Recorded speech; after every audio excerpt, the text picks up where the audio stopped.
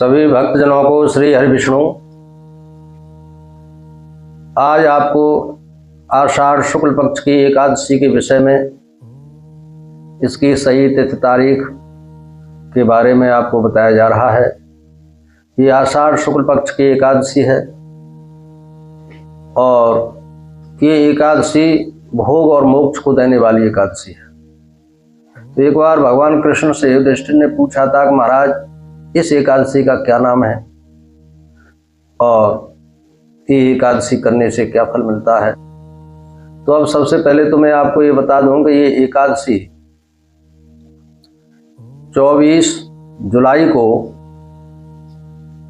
शुक्रवार है और शुक्रवार को ये 9:13 से एकादशी प्रारंभ हो जाएगी। यानी 24 जुलाई को ये एकादशी 9:13 से ही प्रारंभ हो जाएगी और 25 तारीख को ये 11:35 तक रहेगी।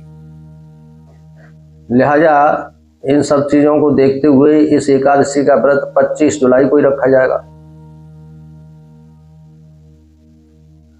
और परहेज की बात है तो 24 तारीख को भी लगभग पूरे दिन रात रहेगी। तो इसलिए इस एकादशी को यानी 24 तारीख में आप थोड़ा चावल का तो परहेज रखें ही, उस दिन चावल नहीं खाएं। और इसका व्रत 25 जुलाई को ही सभी लोग करेंगे। तो ये एकादशी, इसका नाम पद्मा एकादशी है और इस दिन देवता लोग सोते हैं, इसलिए इसको देवसैनी एकादशी भी कहा गया है। अतः इस एकादशी को देवसैनी एकादशी भी कहते हैं और पद्मा एकादशी है। अब इसकी कथा क्या है कि एक बार जो है भगवान कृष्ण ने देवराज युधिष्ठिर ने भगवान कृष्ण से पूछा था कि इस एकादशी के बारे में क्या महिमा है, इसके व्रत के करने से क्या पुण्य प्राप्त होता है और किन किन परिस्थितियों को दूर कर देता है, ऐसा ये व्रत आप हमें बताइए। तो भगवान कृष्ण बोले कि ये व्रत के बारे में एक बार नारद जी ने ब्रह्मा जी से भी पूछा था कि हे पिताजी, आप इस व्रत के बारे में मुझे बताइए कि इसके व्रत करने से क्या फल मिलता है और किस किस तरह से किया जाता है, इसका महात्म क्या है। तो इसके महात्म की कथा भी आप समझ लीजिए। तो ब्रह्मा जी ने नारद जी को ये कथा सुनाई थी। इधर भगवान कृष्ण ने यही कथा युधिष्ठिर को बताई थी, पांडवों को, कि इस एकादशी का महत्व क्यों अधिक बढ़ जाता है। ये एकादशी मोक्ष को और मुक्ति को देने वाली है और संसार में जब तक जीव रहता है तब तक उसको भोग प्रदान करने वाली है। जो सुंदर सुंदर अच्छे भोग हैं, उन सारे सुख भोगों को भोग करके अंत में वो जो है स्वर्ग लोक को जाता है। ऐसा इसका प्रभाव है। अब ये एकादशी का महात्म्य यह है कि एक बार अयोध्यापुरी में, ये सतयुग की बात है, सतयुग में अयोध्यापुरी में राजा मानधाता राज्य करते थे। मानधाता के विषय में तो आप जानते ही हैं, बहुत ही धर्मात्मा थे, तपस्वी थे, ईमानदार थे। अपनी प्रजा का पालन जो है अपने पौरुष पुत्रों की भांति किया करते थे। प्रजा से बहुत ही प्यार करते थे और उनके राज्य में किसी भी प्रकार का कोई भी अकाल बकाल नहीं पड़ता था। लेकिन समय का प्रभाव, समय का चक्र है, वो तो चलता ही रहता है। तो एक बार राजा मानधाता के राज्य में भी सूखा पड़ गया, बारिश नहीं हो। और एक बार नहीं 3 साल तक बराबर ये सूखा पड़ता रहा। तो इससे क्या हुआ कि जनता भूखों मरने लगी। तो सभी प्रजा, राज्य की सारी प्रजा इकट्ठी होकर के भगवान की कृपा से मानधाता राजा के पास पहुंच गई और मानधाता राजा से कहा कि हे राजन, हम आपकी प्रजा हैं और प्रजा अगर कोई कष्ट उठा रही है, कुछ भोग रही है, तो ये राजा के कारण है। राजा ने कोई ऐसा पाप कर्म किया है जिसके कारण प्रजा कष्ट भोग रही है। तो हे राजन, हमारे कल्याण का कोई मार्ग बताओ, हम क्या करें, हम तो आपके राज्य में रहते हैं, हमें क्या करना चाहिए इसलिए आप हमको ये बात बताइए।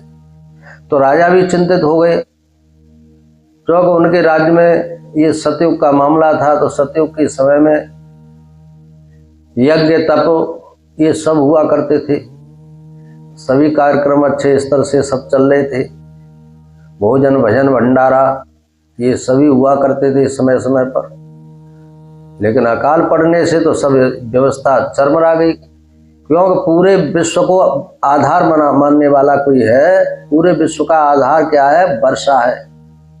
अगर पूरे विश्व में वर्षा नहीं होगी तो ये विश्व की संरचना बिगड़ जाएगी। तो सबका आधार वर्षा है, और वर्षा नहीं हो रही है तो सब आधार निराधार हो गया, सब मामला बेकार हो गया। तब जो है राजा मानधाता अपने घोड़े पर सवार होकर के मंत्रियों को साथ में लेकर के, कुछ सेवकों को भी साथ में लेकर के वन को चले गए। देखिए, जब जब कोई समस्या अटकती है तो अपने नातेदार रिश्तेदार सगे संबंधी नहीं उसको हल कर पाते हैं और ये कह देते हैं ये तो प्रभु की माया है। तो उस समय व्यक्ति जब भटकता है तो उसके पास एक ही चीज आती है कि या तो हमको ऐसा कोई विद्वान मिले, अथवा तपस्वी मिले, अथवा गुरु की शरण में जाता है कि हमें कोई अब उपाय बताइए। अब और तो कोई सुनने वाला नहीं है। तब मानधाता चूंकि संतों के वो पुजारी थे, संतों की सेवा करते थे, तो वन में चलते गए। तो वन में जाकर के उन्होंने देखा कि ब्रह्मा जी के पुत्र अंगरा ऋषि थे, उनका आश्रम था। वहीं जाकर के थक गए तो अपने घोड़े से उतर करके अंगरा ऋषि ने देखा कि महाराज मानधाता पधारे हुए हैं, तो उन्होंने उनका स्वागत किया। देखिए, राजा महाराजाओं का स्वागत हमेशा से होता रहा है।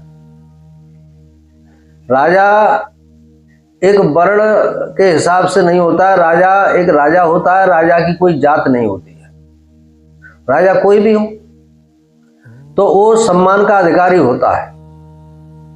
ऐसा नहीं है कि राजा कोई ऐसी वैसी जात का है तो वो सम्मान का अधिकारी नहीं है, क्योंकि वो राजा है। तो मानधाता तो वैसे भी क्षत्रिय थे और जाकर के उन्होंने प्रणाम किया अंगरा ऋषि को। अंगरा ऋषि ने उनको आसन दिया, बिठाया, पूछा, राज से पूछी भाई कैसा है आपका राज्य में सब कैसा चल रहा है। तो अंगरा ऋषि से बोले कि महाराज आपको तो पता ही है 3 साल हो गए, बराबर पानी नहीं पड़ रहा है। इस तरह से हमारी प्रजा में बहुत बीमारियां फैल गई हैं और लोग भूखों मर रहे हैं। तो इस स्थिति में हमें क्या करना चाहिए? हमने अपनी जानकारी में कोई पाप कर्म नहीं किया है, क्योंकि ये कहते हैं ना कि राजा के पाप करने से प्रजा को दुख भोगना पड़ता है, पिता के पाप करने से संतान को दुख भोगना पड़ता है। तो इसलिए हम ये भी जानना चाहते हैं हमारा कौन सा ऐसा पाप कर्म है जिसके कारण से हमारी प्रजा को कष्ट मिल रहा है। तो अंगरा ऋषि बोले, बैठे, विचार किया, उन्होंने अपने ध्यान योग से देखा, सुना, तो उन्होंने कहा कि हे राजन, मैंने जो देखा है सो आपसे कहता हूं कि आपके राज्य में कोई एक ऐसा व्यक्ति है जो यज्ञ का अधिकारी नहीं है, तपस्या करने का अधिकारी नहीं है, किंतु तपस्या कर रहा है। वो तपस्या कर रहा है, इसलिए उस तपस्वी के कारण से तुम्हारे राज्य में इस प्रकार का अकाल पड़ गया है। अब इसका महाराज उपाय क्या है? उपाय यह है कि या तो उसको जो है आप वध कर दीजिए, उसका अपने राज्य से भगा दीजिए या वध कर दीजिए। तो मानधाता ने कहा कि मैं हमेशा धर्म पर चलने वाला हूं और सतयुग में तो वैसे भी धर्मपरायण ही होते हैं, लिहाजा मैं ऐसा तो नहीं कर सकता। और कोई सरल उपाय बताइए, कोई विकल्प होता है ना भाई, ये काम हम नहीं कर पा रहे तो इसका विकल्प क्या है, दूसरा कोई उपाय बता दीजिए तो हम उसको कर लेंगे, उसका फल तो एक ही होगा।